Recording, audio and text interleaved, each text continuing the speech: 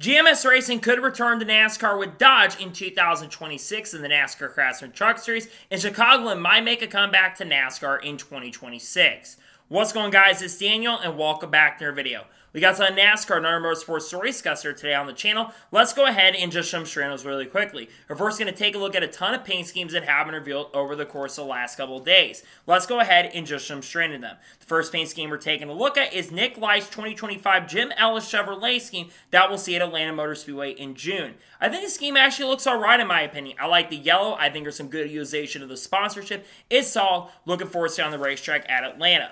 The next paint scheme we're taking a look at is Zane Smith's 2025 Mystic scheme that I believe we're going to see in a couple races in 2025. This is part of the Sitgar brand, which has been associated with Front Row for the last couple years. I think the scheme does look solid. I like the lighting on the car. It does look pretty good. I like the colors of this scheme overall for Zane Smith. The next paint scheme we're taking a look at is Cole Custer's 2025 Texas A&M University scheme that we'll see in the Coca-Cola 600. We saw them sponsor Stewart-Haas Racing, of course, in 2024, and they'll be associate sponsors as well for every race this year. I think the scheme actually looks nice. I think it's interesting they've got Texas A&M sponsoring for a race at Charlotte, but I think the scheme actually does look pretty good. The next paint scheme we're taking a look at is Daniel Hemrick's 2025 Napa Gray Ghost scheme that we'll see at Darlington. I like this truck a lot. I love the old school look. It's got the Buddy Baker Gray Ghost throwback look. It looks really awesome. Looking forward to seeing on the racetrack at Darlington. The next paint scheme we're taking a look at is Justin Allgaier's 2025 Hellman scheme that we'll see in 6 Xfinity Series races in 2025. The Hellman's car is back. This car always looks really fantastic. I'm always a big fan of the Hellman schemes. This was no exception. Junior Motorsports knocked this one out of the park. Looking forward to seeing on the racetrack this year.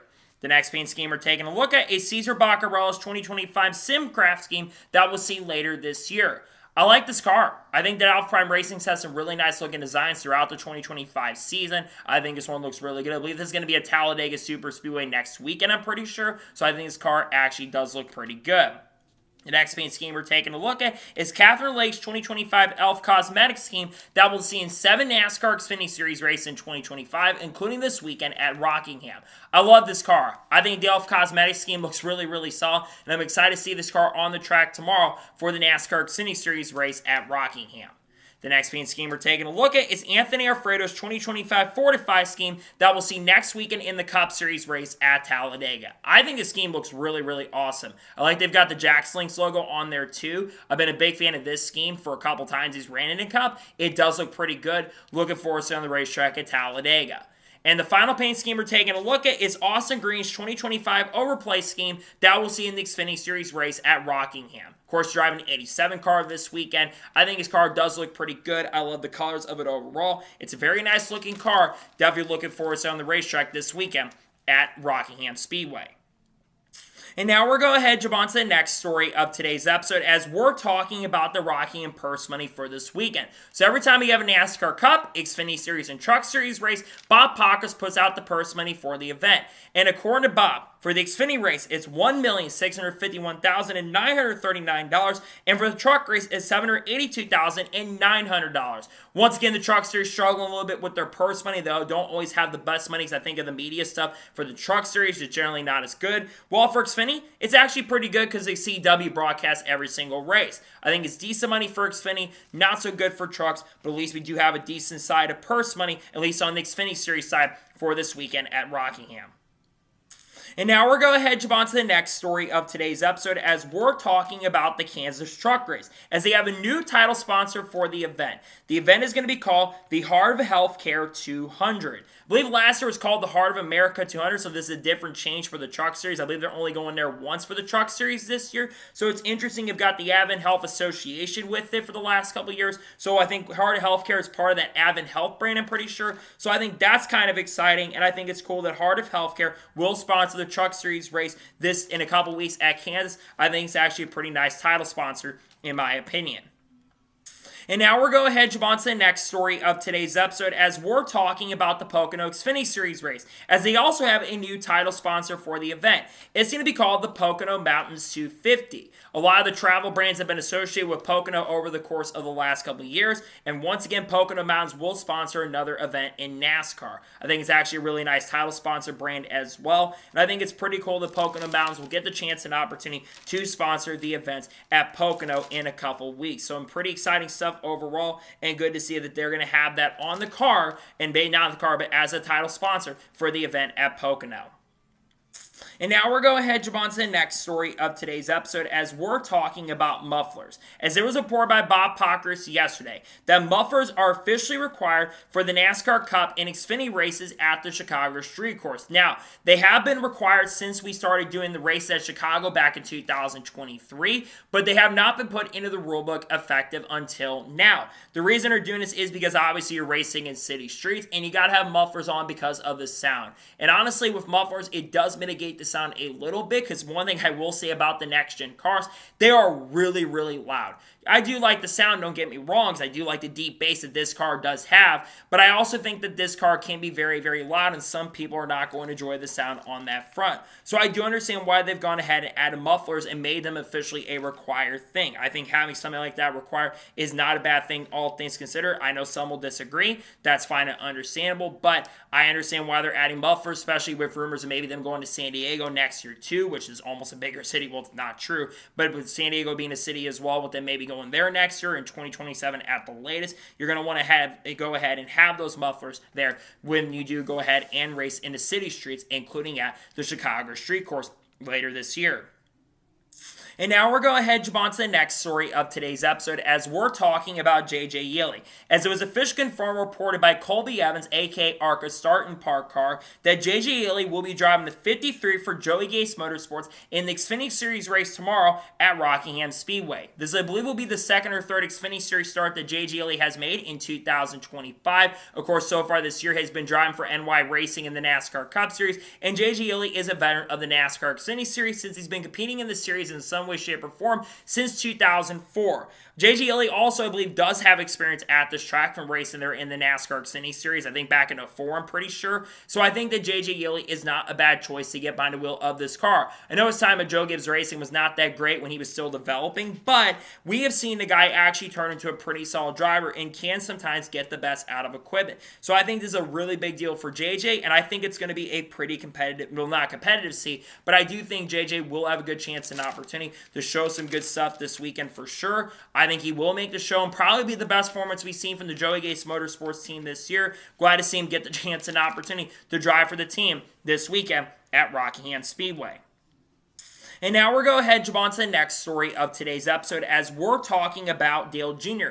As Dale Jr. confirmed earlier this evening that he will officially be appearing on the Cletus McFarland's channel that you will be seeing later today. Apparently, Cletus McFarland and Dale Jr., I believe, were at Talladega Super Speedway, which of course the NASCAR Xfinity Cup Series and ARCA are all going to be there when we go to Talladega next weekend. And Cletus McFarland, of course, we all know has been confirmed that he'll be driving the number 30 car for Rhett Jones Racing at Talladega. He also will be running the ARCA race at Bristol Motor Speedway as well. I think it's a big deal to have Dale Jr. on Cletus's channel. We've seen Cletus do some stuff, I believe, with Dale Jr. download. I think he was on a Dale Jr. download not too long ago. And I think it's a huge deal that you've got the most popular person in the sport still to this day getting on the Cletus McFarland channel. Cletus McFarland has over 4 million subscribers on YouTube, and those videos will get 500,000 views sometimes to even 1 million views. And I think even a lot of NASCAR fans, who especially are Dale Jr. fans, are going to go ahead and tune into this. So I think this is a really, really big deal, and I think it's going to be fun to see, because I think they're driving like a 3 car, like a 3 Dale Senior truck, I'm pretty sure, which was like modified, I'm pretty sure. So I think it's certainly interesting for sure. And pretty crazy to see that Dale Jr. will get the chance and opportunity to appear on the Cletus McFarland channel that you'll be seeing later today.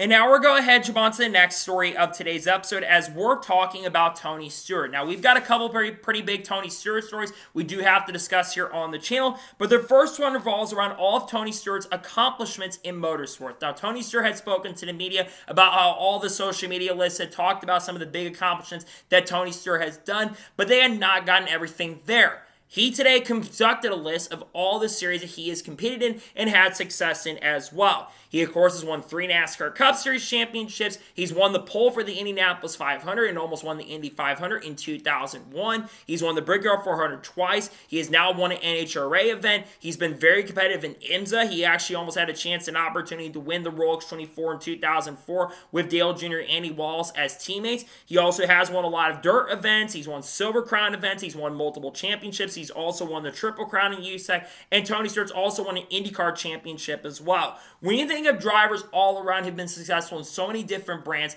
Tony Stewart is that guy. He is one of the most successful drivers, and I think he is the guy that came after AJ Foyt, who had a lot of success across motorsports, and he continues to still do that even at the age of 53 years old. I think it's pretty incredible to see that Tony Stewart continues to have a lot of success in motorsports, even still to this day, and I think him going out there and accomplishing so much in the sport, I think is a major, major deal, and I think it's still a really, really awesome and fantastic thing to see Tony Stewart continue to accomplish a lot of great things, and I think that he will continue doing that. I think he's going to win more NHRA events, and I think there's going to be some other fantastic stuff that Tony Stewart will get the chance and opportunity to do down the road in the not-so-distant future.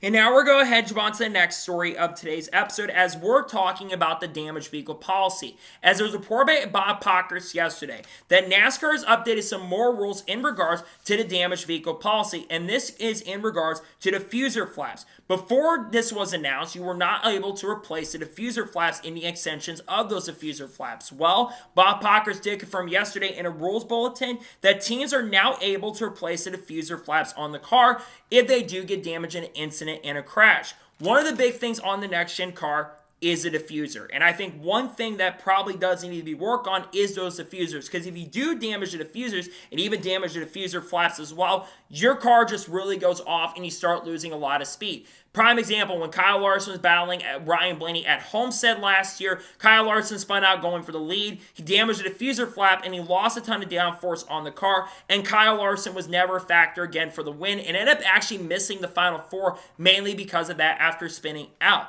So I think having a chance to change the diffuser flaps and getting that fixed and resolved, I think that's something that really needed to happen. And I'm glad to see the NASCAR looked at that and they are making that change. I think that's something they need to work on. And I think it's good they continue making updates to the DVP. I think some of the things they've done with the DVP have been good, getting rid of some of the rules on that front, and it's good to see that one new rule has been added in regards to diffuser flaps.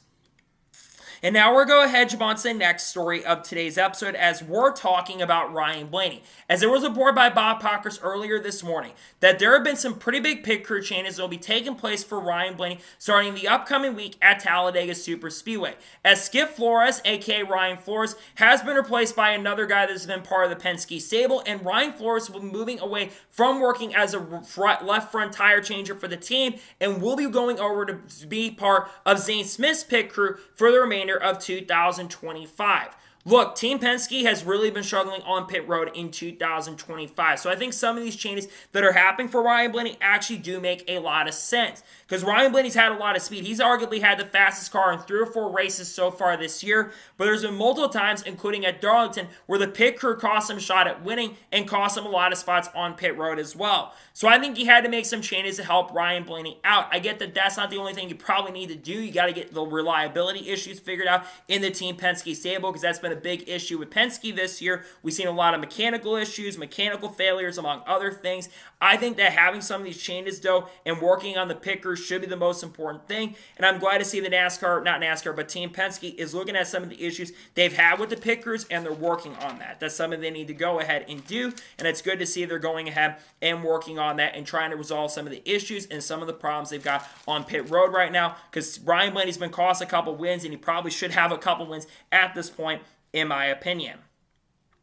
And now we're going to head on to the next story of today's episode as we're talking about Kyle Busch. As it was officially confirmed yesterday that Kyle Busch does have a new sponsor for the 2025 season. The sponsor is Nico Kick. Nico Kick is part of the Zone brand, and they'll be sponsoring the Talladega Super Speedway next weekend. This is the first new sponsor Kyle Busch has had in a couple weeks. He, of course, did have a new sponsor. I can't remember the company's name that sponsored him, Homestead Miami Speedway, that I think is also going to sponsor for a few more races in 2025. We also do know that 7-Eleven more than likely is going to sponsor Kyle Busch in a couple races this year, but those races have not been officially confirmed at this time. But I think it's a big deal that Kyle Busch continues to pick up sponsors. We all know that in 2022, when he was in the free agency situation, we all know that Mars and M&M's were not going to be back with Kyle Busch. One of the big reasons that Kyle Busch left the team in the first place was because of the issues of finding the funding and sponsorship for Kyle Busch to continue racing with the team. So I think that bringing in a new company like Nico Kick, which is one of their replacements for 3G, which I don't believe is going to be sponsoring Kyle Busch at all in 2025, you need to find a replacement sponsor that was going to come in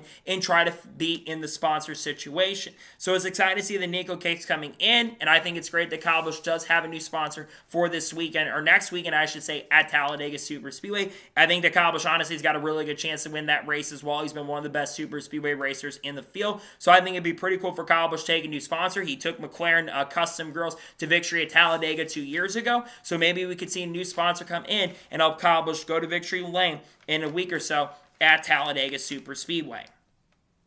And now we're going to head on to the next story of today's episode as we're talking about the Indianapolis 500.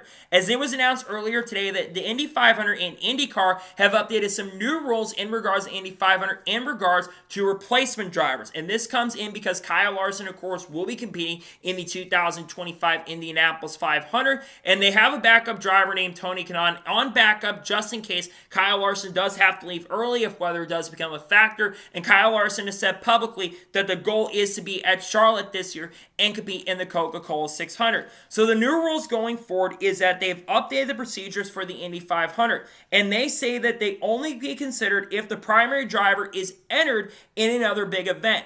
Kyle Larson would fit this rule because, of course, he's got to compete in the Coke 600, and he said it multiple times that the priority is going to be at Charlotte for the Coca-Cola 600. Now, the said driver will have to go through a refresher course in the first day of practice, so day number 1 next month, not during the open test, which will be taking place later this week, which Larson will be part of, but the refresher course that every driver has to go through that hasn't ran in the Indy 500 in the past. I think this actually is a really, really good change because I think there's been a lot of issues when it comes to replacement drivers, and there was a lot of talk about whether Tony Kanaan couldn't have gotten behind the wheel, or even Nolan Siegel, who did, in fact, miss the Indy 500 in 2024, and of course, of him of being part of some of the other teams and missing it, he would have been eligible to drive the McLaren if Larson had to leave to go to Charlotte. I think this clarification is a really good thing, and I think it's pretty good nonetheless that they've gone ahead and updated these rules and updated changes with the Indy 500 because there's been a lot of issues for clarification's sake in regards to the rules for replacement drivers. I think it's a pretty good change in my opinion.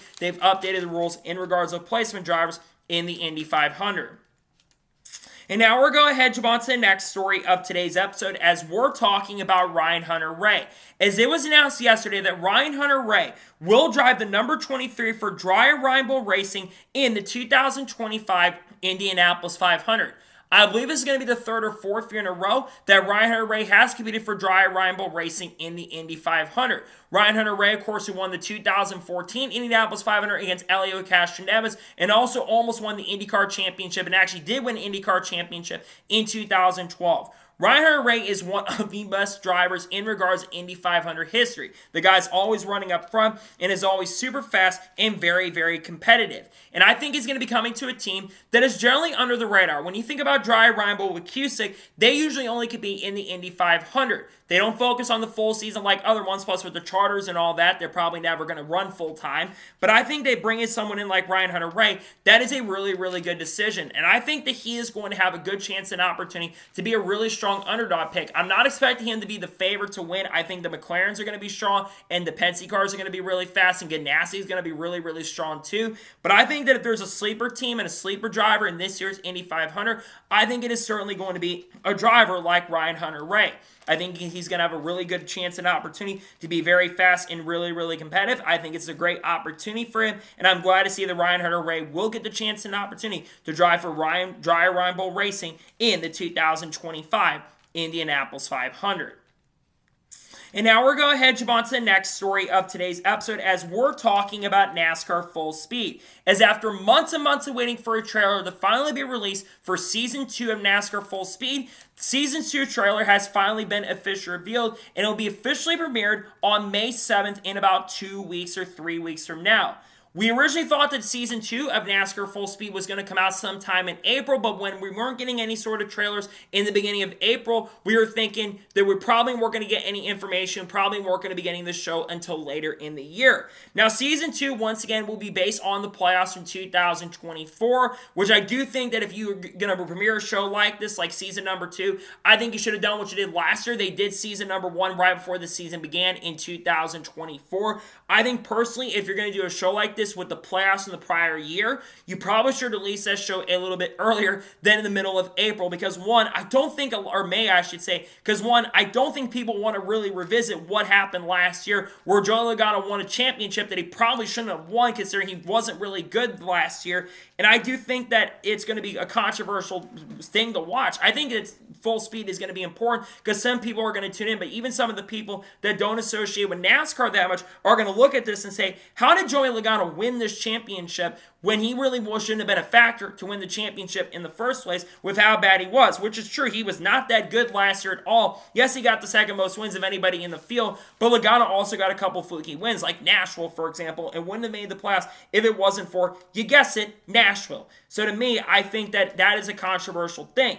That being said, though, I think it's going to be really good. I enjoyed Season 1. I think Season 2 will be good. I just do question why he waits so long to get this out. This should have been released a little earlier, I guess because some teams weren't revealing some of the information, which I think is frustrating because I think 2011 was part of not giving up some of their footage for the year. But I do think overall, I'm excited for this show, but I think it's questionable that Season 2 come out as late as it is for 2025. And now we're going to head jump on to the next story of today's episode as we're talking about Connor Mosack. As it was announced yesterday that Connor Mosack will drive the number 9 for Junior Motorsports at the end of the season at the Charlotte Roval. This will be the 10th time that the number 9 car will be on track. We've seen the number 9 with Ross Chastain in 2 races already this year. Ross Chastain did finish in the top 5 in the spring race at Darlington and also finish in the top 10 there. And Shane Van Gisbergen, of course, is making 4 starts starting in Mexico City in about a month and a half from now. Connor Mosack is currently running full-time in the NASCAR Craftsman Truck Series with McAnally Hogeman Racing, but it's been a really big struggle. But one type of track that Connor Mosack is generally very fast and really, really good at is the road courses. He's one of the best road course racers in the field, in my opinion, and I think he's going to be a major factor to win the Roval. He was one of the strongest cars at the Chicago Street Course in the Xfinity Series last year for Junior Motorsports. Obviously, Shane Van Gisbergen was the strongest in that race, and he will be competing at that race, I'm pretty sure, Chicago. But I do think that Connor Mosack will be a pretty big factor to potentially go to victory lane. The 9 car is really good at the road courses. It's going to be a car you're going to have to beat. Obviously, Connor Zilch is running too. We know Zilch. He's probably going to be really good. In fact, I think all the Junior Motorsports cars are generally going to be really fast and super, super competitive. But I think this is still a great opportunity for him. I think he's going to be strong, and I think he definitely will contend for a top 5. And I think he does have an outside chance and an opportunity to definitely go to victory lane. We do go race at the Charlotte Roval. So I'm excited to see what he can do. He's got Regisic, which of course will sponsor the other Junior Motorsports drivers in 6 other races, including we do race in a couple weeks from now. But I think he's going to be very quick for sure, and I think he'll have a fantastic chance and definitely a pretty strong opportunity to go to victory lane with Junior Motorsports at the Charlotte Roval. We do get there in October. And now we're going to head on to the next story of today's episode as we're talking about Jesse Love. As it was announced yesterday that Jesse Love will drive the number 62 for Beer Motorsports for 2 races in 2025. His first start with the team will be at Texas Motor Speedway in the first week of May, and then his next start will be during the Brickyard 400 in July. Jesse Love, of course, made his NASCAR Cup Series debut earlier this year at Bristol Motor Speedway, which was last week, where he drove the number 33 car for Richard Childress Racing. He actually qualified very, very well in that event, where he qualified in 19th because there were a lot of issues during qualifying, but he did struggle quite a bit and finished 6 or 7 laps down. But one thing I was really impressed with is, one, his maturity, and also him basically staying back and not causing any incidents and crashes throughout the event.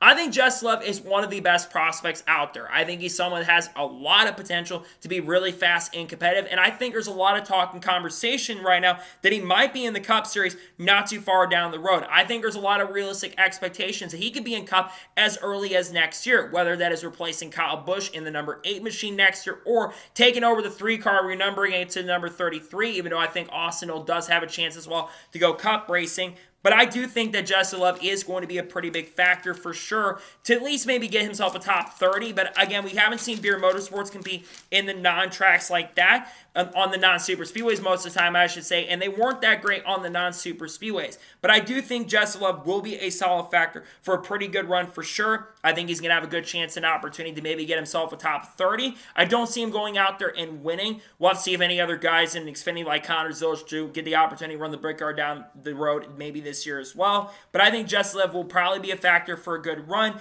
but I don't think Justin Love is going to be a factor to win, but I think there's a good chance he might get a top 30 because Texas can get crazy and brick car could probably be crazy in 2025. And now we're going to head on to the next story of today's episode as we're talking about Venturini Motorsports. As was reported by Joseph Strigley yesterday, that Venturini Motorsports has a pretty major announcement that is going to be coming later today, I believe at 1:30 Eastern or 2:30 Eastern Standard Time. Now, generally when it comes to ARCA, you don't have major press conferences like this.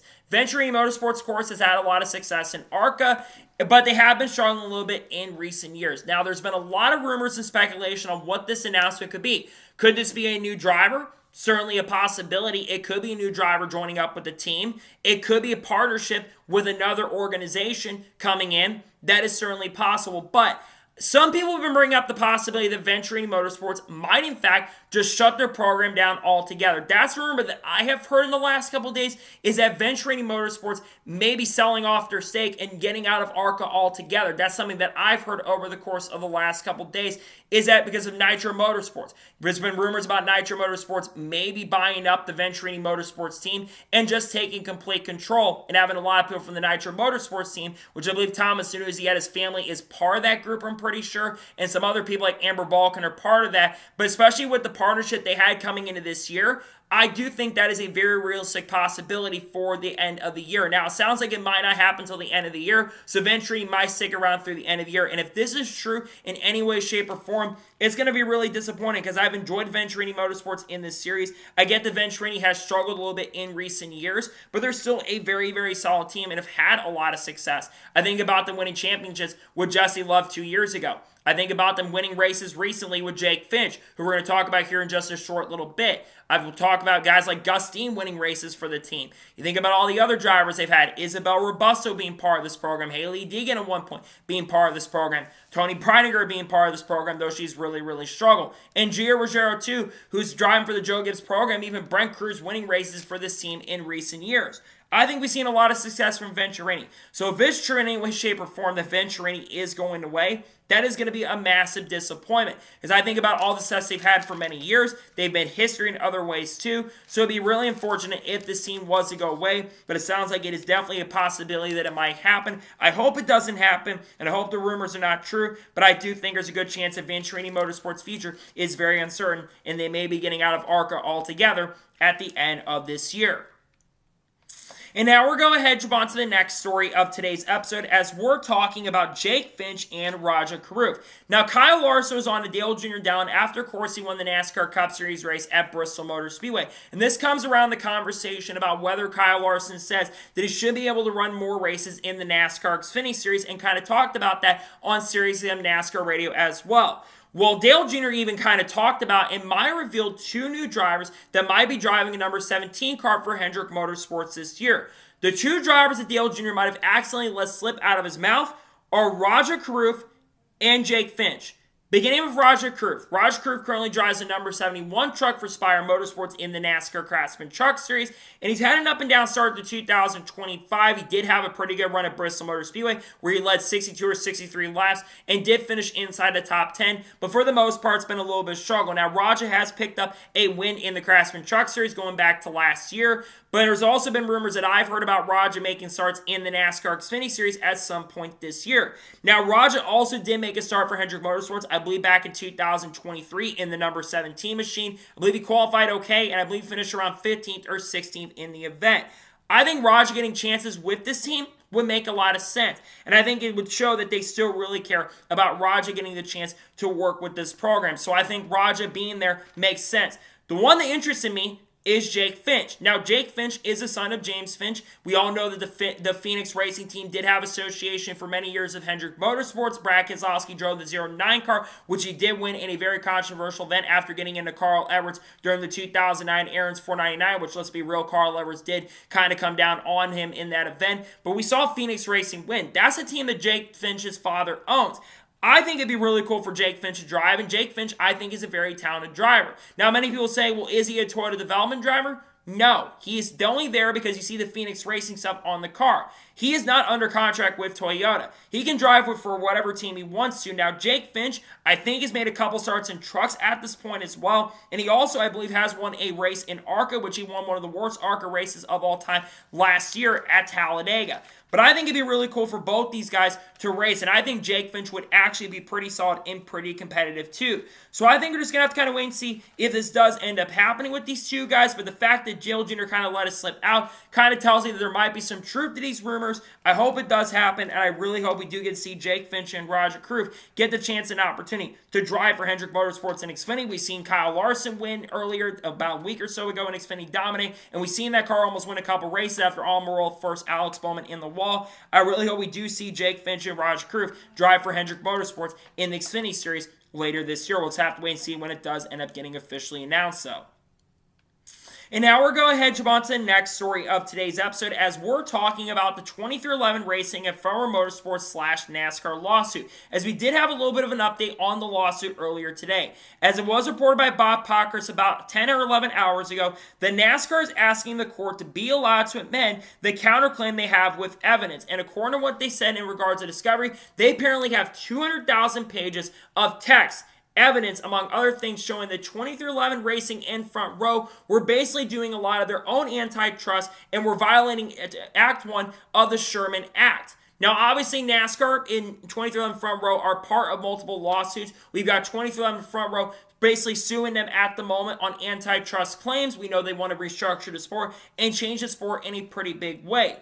Meanwhile, you have NASCAR who did a counterclaim not too long ago, and when I looked at their counterclaim, they were using stuff from Essentially Sports, which if anybody knows anything about Essentially Sports, it is one of the most clickbaity article sites out there, and they've even taken stuff from me and used it in their videos on Twitter and stuff, but I wouldn't even say that Essentially Sports is the most trustworthy thing, and they took a lot of things that Denny Hamlin said on his podcast completely out of context.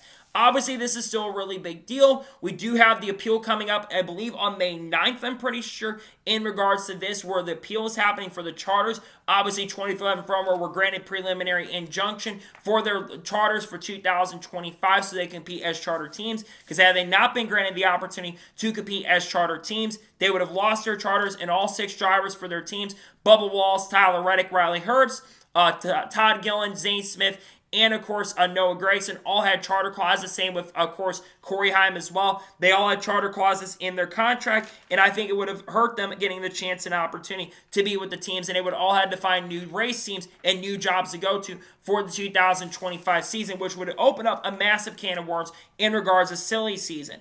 Obviously, there's still going to be a lot more updates coming out as time progresses and goes on. They did name Curtis Polk in their counterclaim as well, which isn't shocking and surprising. We know that they're suing Curtis Polk, and they're really going after Curtis Polk. Michael Jordan's been at the track in recent weeks, but Michael Jordan, we know, is not very happy with NASCAR currently at the moment, is only really at the track right now to support his drivers currently at the moment. To me, I think that NASCAR will lose their counterclaim, unfortunately. I just think a lot of things they had in their counterclaim from some people who are involved in law as well, they did say that a lot of things in NASCAR and their counterclaim really don't make sense to them. So I think there's a lot of controversies on that front and aspect too. I think it's certainly interesting, though, and I think it's going to be interesting to see as more information comes out. We also know about the Legacy Motor Club and Rick Ware suit, which I believe today they had their due for their preliminary injunction. I think we'll hear more about that court filing coming up very soon, too, in regards to the charters, which we don't even know what the future of the charter system is going to be currently at the moment. They're still in the discovery process, still gathering information for that said discovery process, and I think it's certainly going to be interesting to watch in regards to that going forward into the not-so-distant future.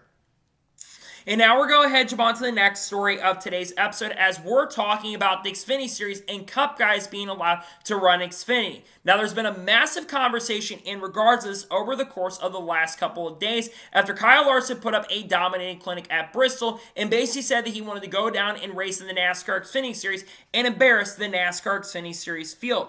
And there's been a lot of conversation about this, some actually liking Kyle Larson's arrogance, while others think that what Kyle Larson said was just flat out wrong. Now, obviously, Larson said that he would love to see more Cup guys get the chance and opportunity to make more starts than they are allowed to make currently at this moment. Currently in the NASCAR Cup, in Truck Series, you are limited to only having 5 starts in each of those series for the Cup Series guys if you have 3 or more years of experience. Now, I believe that hasn't changed for the rookies. If you're a rookie in Cup or in your second or third year, you can run as many races as you want to. You're also now eligible to run the Dash or Cash events, and you can run as many of those races as well. But you are limited to some of those races being allowed. You cannot run any of the playoff events, and you can't run other certain events on the schedule as well. Now, I think in regards to the limits they have right now, I actually do think the limit they've got currently at the moment for the NASCAR Xfinity Series is actually perfect. I think you don't need to have any more races. I mean, if you wanted to, maybe go up to 7, but that's the limit I would put up. I don't think you need to have, like, every single race Cup Series guys being in there because it could hurt development. But at the same token, same time, there's not been a lot of rookies currently that have been doing a fantastic job moving up the Cup. I mean, Shane Van Gisbergen hasn't looked that great to start this season, and Riley Herbst has also not looked very good. Carson Osbar has shown some decent speed in the last couple years, but Carson Osbar has not been going out there and competing for wins on a week-by-week basis. Ty Gibbs hasn't been doing that as much, though he did have a good run at Bristol. To me, I think some limitation is good, and I don't want to see Cup Series guys banned completely. I know some people like Brock Beard have wanted Cup Series guys banned like completely, or maybe put in like lesser equipment, which I know people bring up the lesser equipment thing, which I do completely get and understand, but I don't want to see Cup guys being completely. I think having a few races with Cup guys being allowed is actually a good thing for Xfinity, and sometimes having some of those guys be in the series, because we've seen Corey Heim compete against Kyle Larson, nearly beat him at Homestead. I think that having some Cup guys run in the lower series is not such a bad thing. I don't want to see any sort of like massive limitations of no races, but I don't want to see the series be wide open. I think that some limitation is good for the series, in my opinion. And now we're going ahead and jump on to the next story of today's episode as we're talking about Tony Stewart. Now, recently, Tony Stewart, after winning the NHRA event at Las Vegas with the 4 Wide Nationals, Tony Stewart was asked a lot of questions about what he would like to do in regards to racing in the not-so-distant future.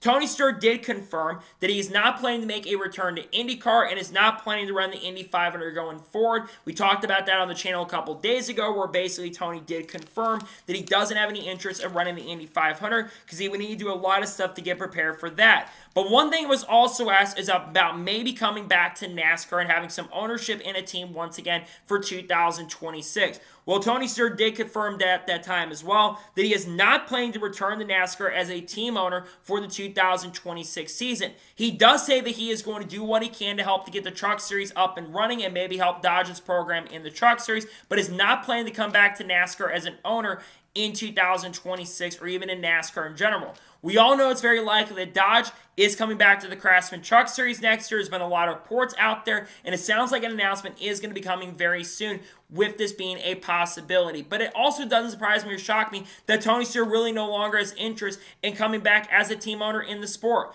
That's one of the reasons why Tony Stewart shut down Stewart-Haas Racing in the first place. Tony Stewart lost interest, obviously, with the whole situation with Ford. He wanted to bring Kyle Larson in his own organization for 2021. At the end of 2020, Ford denied it because of some of the stuff that happened with Kyle Larson, which Tony Stewart was not happy about that. He tried to get Kyle Busch a couple years ago when Kyle Busch was in the free agency sweepstakes. He couldn't get Kyle Busch. And then at that point, Tony Stewart just lost interest and really stopped caring and wasn't at the track as much. He did show up to the track a couple times in 2024, but generally Tony Stewart was kind of like an absentee owner at that point and wasn't showing up to the racetrack as much and wasn't showing up to the shop as much as well. And I don't think Tony Stewart coming back should be a shock or surprise with anybody. Tony Stewart's really not, and he says he's going to be at the track from time to time and probably will come to the track at points through the next couple of years. But Tony Stewart doesn't really have interest, which I can't blame him. The guy, one, is competing full-time in the NHRA. And he's having a lot more fun with that right now. He even said that a couple years ago. And he also has been frustrated with NASCAR, some of the directions that his sport has been going at in the last couple of years. To me, I don't blame Tony at all. I get that some people would love to see Tony Stewart come back to the sport and do some even racing. I remember that race in 2020 that he was supposed to do in Indianapolis driving for his own team in Xfinity. Obviously, he didn't do it because fans were not allowed in 2020 to race, but I think it'd be pretty cool for Tony Stewart to get the chance and opportunity to come back in the sport in some way, but I'm also not surprised or shocked to see him not be interested. We heard the same thing about Kurt Busch too. Kurt Busch obviously maybe down the road could come back as well, but I think Tony Stewart not wanting to come back does not shock me or surprise me. Again, I would love to see Tony Stewart come back and be involved in the sport, but I think right now he's got other priorities, which I can't completely blame the guy. I think he's got things he wants to focus on. He's got an NHRA championship to try to win this year. He's got a chance to win some races too. I think Tony Stewart being focused on doing other stuff makes a lot of sense in my opinion. Again, I would love to see Tony Stewart come back into motorsports in some way, shape, or form, but as of right now, I don't think he's coming back to NASCAR right now, and I think he's going to be fully focused on NHRA and focused on doing other stuff and not be involved in NASCAR until the foreseeable future. I don't think he comes back next year. I don't think he comes back in any way, shape, or form in the near future. And now we're going to jump on to the next story of today's episode as we're talking about Kasey Kahne. Now, we all know Kasey Kahne is returning this weekend in the NASCAR Xfinity Series for the first time since 2018 when he, of course, drove for the Flying Family Racing in the number 95 machine and would basically not come back to the sport for a long time. But he's back this weekend driving number 33 car for Richard Childress Racing. He did confirm some very interesting things before we get behind the wheel of the car. He says he tested Kyle Busch's car that he ran in the NASCAR Xfinity Series, which, of course, Kyle Busch did last year run the number 33 car at Charlotte. He did lead laps in that event. We do know there's a chance Kyle Busch might make some starts in the Xfinity Series in this said car later this year, but he tested the car and was pretty fast and competitive. Now, Kasey Kahne did say right now he only plans to make this one-off start currently at the moment, but if he does have a very successful weekend at Rockingham or tomorrow, he may make more starts in NASCAR down the road and is not ruling out the possibility of maybe making more than one start in the Xfinity Series. Keith Brodin does think that this probably just will be only a one-time thing currently at the moment, but I have to disagree. Kasey Kahne says he's probably not going to be bitten by the bug to come back into the sport, but I think that Kasey Kahne coming back and doing a couple starts in Xfinity in the number 33 car, honestly, would be really, really awesome. I think he's going to be very competitive. We saw how quick he was in the test at Rockingham in January. He had one of the fastest cars in the test. He was almost quicker than his teammates. He was, I believe, 8th overall. I believe Ryan Sieg was the quickest in that test. But I think Kasey Kahne coming back and running in the sport and doing more than just this one-off race would honestly be really awesome for the sport as a whole. And again, I think he's going to be really strong. I think he's going to be super strong and very, very competitive. I think Kasey Kahne is one of the most talented drivers in the sport. I think we all remember how hyped he was when he was coming in. We know how great of a driver Kahne was in the mid-2000s. He had that breakout year in 2006. As a rookie, he was really, really strong. And he's also really good at Rockingham. He won the race in 2012 at the track in the Craftsman Truck Series. And he's got that experience, which I think is really going to benefit and really, really help him too. But I want to see Kasey Kahne do more starts down the road. If this goes very, very well, I'd like to see him come back. And I don't think it's just him that I want to see. Honestly, Greg Biffle. Greg Biffle's been involved in the sport. He, of course, was on the Fox broadcast for a little bit during the throwback race. I'd love to see Greg Biffle also come back and do stuff. I know Carl Edwards, he says he's not interested in driving that car for Kyle Larson, but I think it'd be cool for him to do that. But I also think that seeing Kasey Kahne back in the sport is just phenomenal. I think seeing someone like that, who in my opinion is a borderline Hall of Famer with the success he had in motorsports, winning the Brickyard 400, winning the Coast 600, not once, not twice, but 3 times, I think it'd be pretty excellent to see him get that chance and opportunity to do some motorsports outside of NASCAR, maybe do some more Xfinity Series racing down the road as well. Again, we'll have to wait and see if he does decide to come back and do more starts outside of the event, but I'd love to see him do some more racing in NASCAR outside of the race at Rockingham. We'll see if he does decide to go ahead and do that in the not-so-distant future and maybe make more starts with Richard Childress Racing. And now we're going ahead and jump on to the next story of today's episode as we're talking about Trackhouse Racing. Now, there's a lot of questions surrounding Trackhouse Racing in regards to NASCAR's silly season. And earlier today, during a mailback that Jordan Bianchi did in regards to a lot of questions during this off week, someone asked the question of what is Trackhouse Racing's dilemma going to be for 2026? And this revolves around the team's future for the 2026 season. Now, This revolves around 3 of the 4 current drivers at Trackhouse Racing. Ross Chastain, according to Jordan Bianchi, does have a multi-year contract, so Ross Chastain is not going anywhere for the 2026 and even the 2027 seasons. This revolves around the other 3 drivers that are part of the Trackhouse Racing family, that being Daniel Suarez, who drives a 99 car for the team, Shane Van Gisbergen, who drives the 88 car for the team, and Connor Zilisch, who's driving an 88 car for Junior Motorsports in the Xfinity Series, but is making a few starts in the Cup Series this year, including at the Coco 600 next month. Now, he was asked a question about what is the plan for Connor Zilisch. Well, Jordan Bianchi says in the article that if Connor Zilisch continues to develop at a really sporadic rate, and continues to develop at a really massive rate, and continues to get better at the ovals and wins a lot of oval races and start being competitive, there's a very good chance that Connor Zilisch realistically will be in the NASCAR Cup Series next year. And it will come down to a decision between Daniel Suarez and Shane Van Gisbergen. Now, he does mention that if Connor Zilisch doesn't develop really quickly and they keep him in Xfinity for another year, then Shane Van Gisbergen and Daniel Suarez will remain in their places for 2026. But I do think 2026, we are going to see a pretty big change. Now, he mentions that it comes down between Daniel Suarez and Shane Van Gisbergen. Now, let's look at the 2 drivers currently at the team that are on the silly season chop block, perhaps. Shane Van Gisbergen, look, he has had a bad rookie season in 2025. He's been very uncompetitive on the ovals this year, and he's only scored 1 top 20 finish on the ovals, and not counting the Clash where he finished inside of the top 10.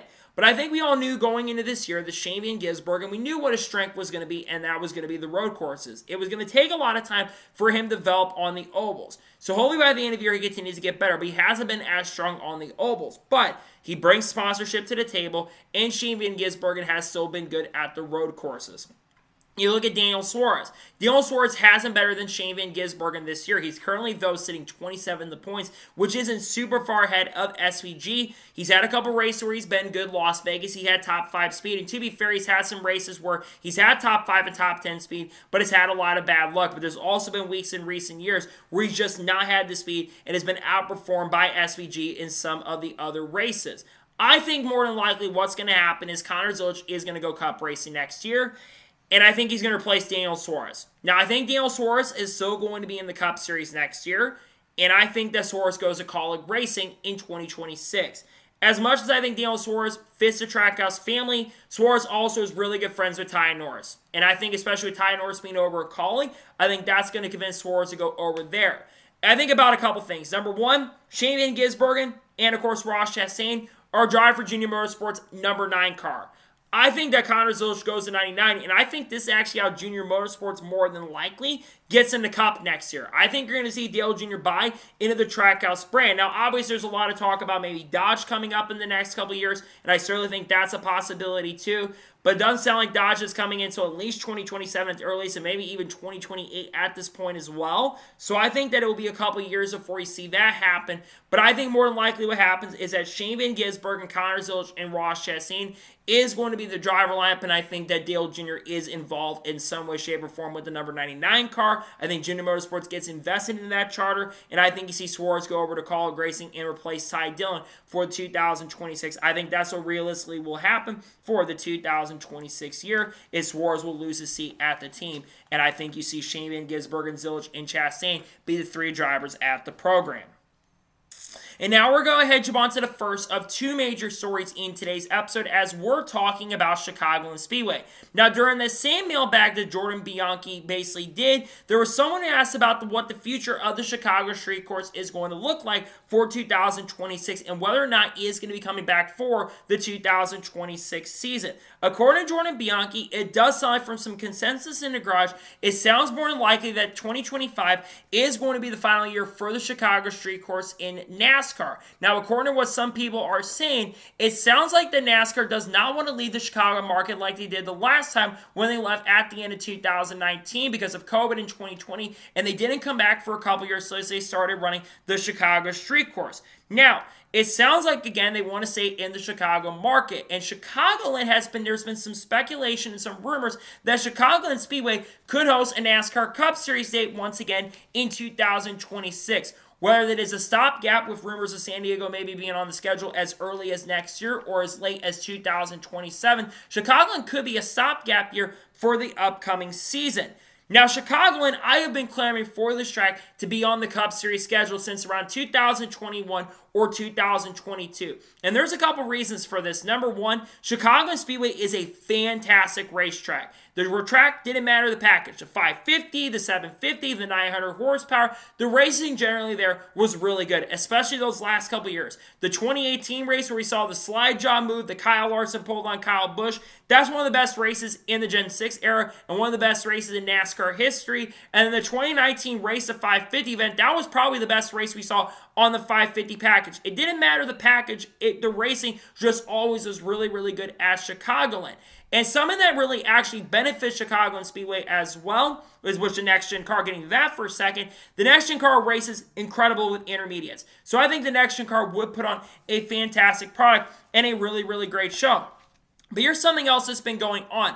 Unlike a track like Kentucky Speedway where people clamor to go back to that track, Chicagoland Speedway has actually been doing racing. And there's been a lot of racing in the Chicago market. We've seen motocross races. The countdown for the championship that motocross has their playoffs, they've been racing at Chicagoland there. And also the track that NHRA has down there, drag racing is starting to happen at the drag strip right outside of the racetrack. So I think that that's something that really helps. And plus, they're keeping up on the track. Now, obviously, if Chicagoland is to come back on the schedule in 2026, it sounds like some amenities would have to be upgraded for the track to be set and good to go. And I think that they can do that. As much as they've got the Ferris wheel there, and the Ferris wheel looks really, really good, I think Chicagoland has some issues with amenities, and I think there's some upgrades they definitely would have to do. But I think that they would be really ready for it. Unlike Kentucky, I don't think you're going to have to do all the stuff you had to do, like with North Wilkesboro, for example, where the track had basically been abandoned for the last 10 or 11 years, where we started having a lot of YouTube videos coming out and really helping it out beyond the schedule.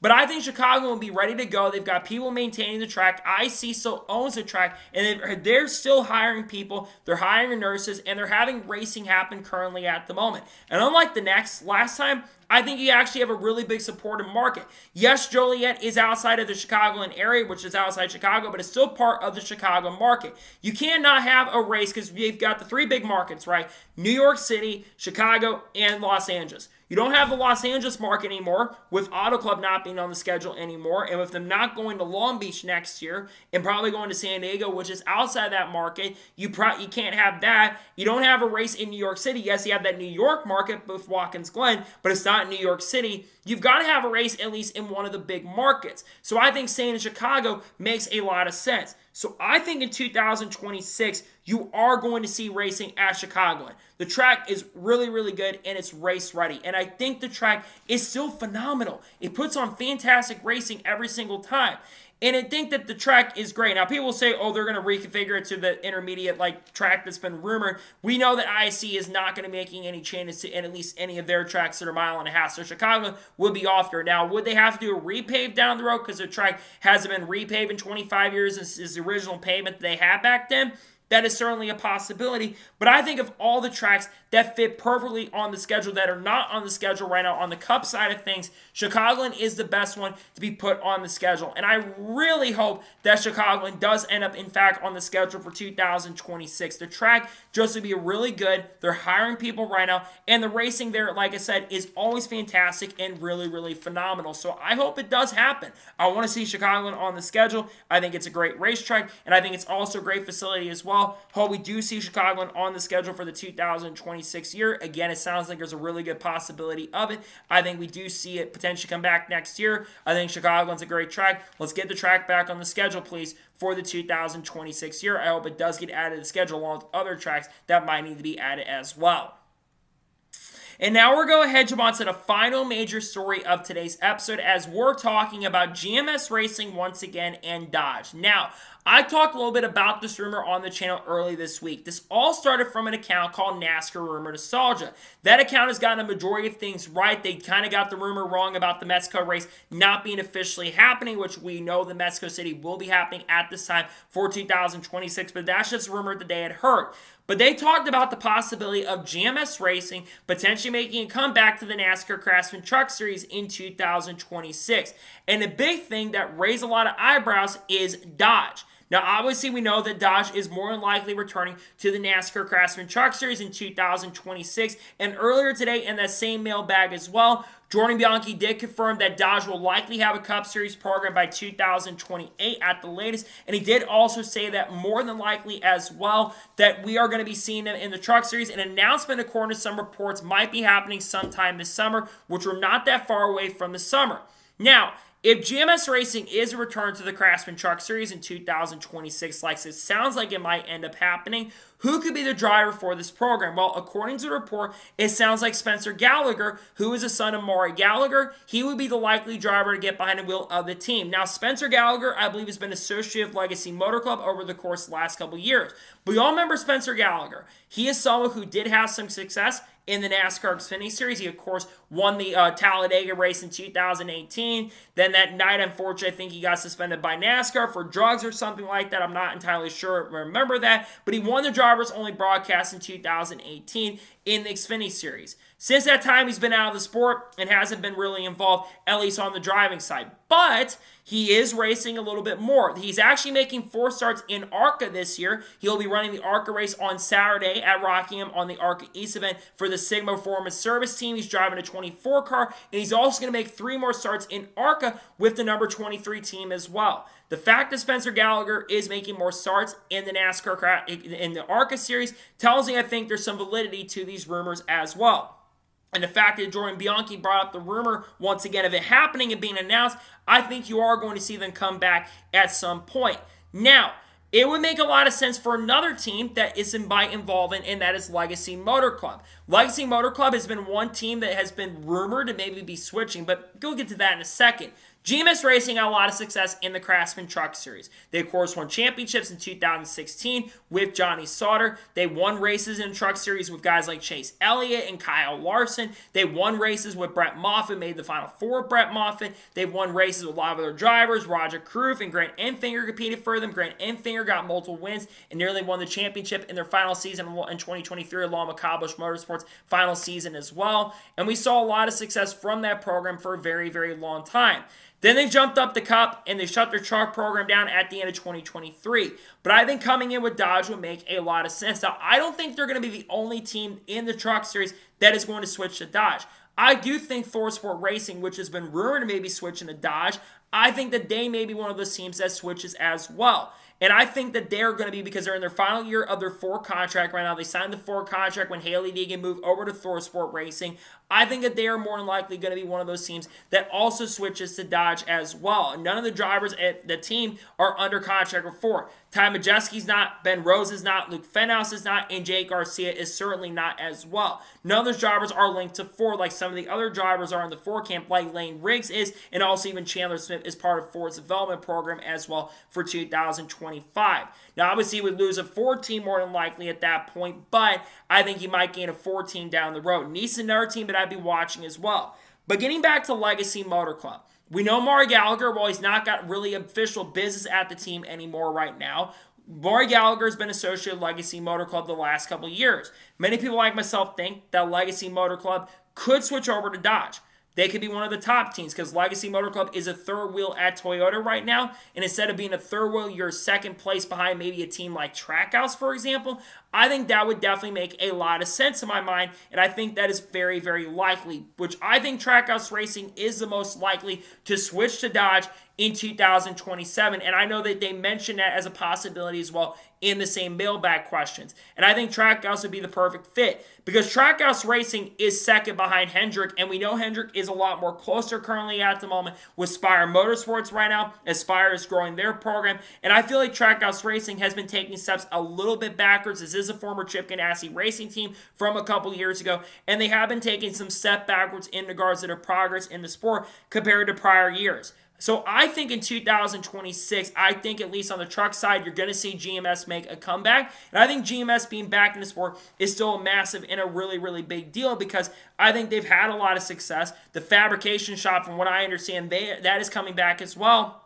And I think in particular with that, I want to see a team like GMS make a comeback in the sport. I think having a team like that in the sport is still a really, really big deal. And I think there's a lot of truth to these rumors. And I think there's going to be a lot more coming out about the Dodge program. I think as we do get closer to the middle portion of the year when a lot of the silly season rumors start picking up, I think more information will come out for the Truck Series. And I think Truck silly season and Xfinity silly season are going to be starting a lot earlier this year than prior years because some of the Dodge stuff that's going on currently at the moment and other manufacturer talk as well.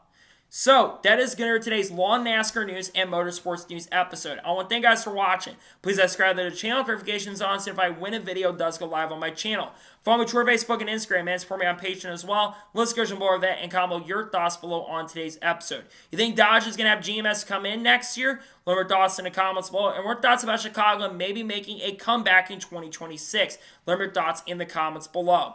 Later tonight on the channel, you're going to see the NASCAR Craftsman Truck Series race review from Rockingham Speedway, and you're also going to see some other content dropping on the channel this weekend. You're, of course, going to see the Xfinity race review and the Xfinity Series qualifying reactions from Rockingham, and then, of course, on Sunday, we're going to be having the 2026 NASCAR Silly Season predictions on Easter Sunday, and then, of course, on Monday, we should have a NASCAR news video discussing news over the course of the last couple of days, but there's not enough news to talk about. More than likely, we'll probably have a Silly Season update dropping on Monday, and then Tuesday, then we will probably have a news video dropping then. As we head to Talladega, there probably won't be an entrance video at that point. We'll just have to wait and see what comes out. We got content coming up, people like Haley D and Shane Van Gisbergen, Cards, Kurt Busch, Kyle Busch, Bubba Wallace, the lawsuit between 25 and front row, Chase Elliott, Kyle Larson, Cletus Savara, Matt Benedetto, Frankie Muniz, Eric Almirola, Eminem's KSI, Logan Paul, all the good stuff, and Donald Trump too. We'll talk about all of that on the channel in the coming days and weeks. So anyways, like I said, I want to thank you guys for watching today's episode, and I'll see you guys next time for more great, awesome NASCAR content and other motorsports content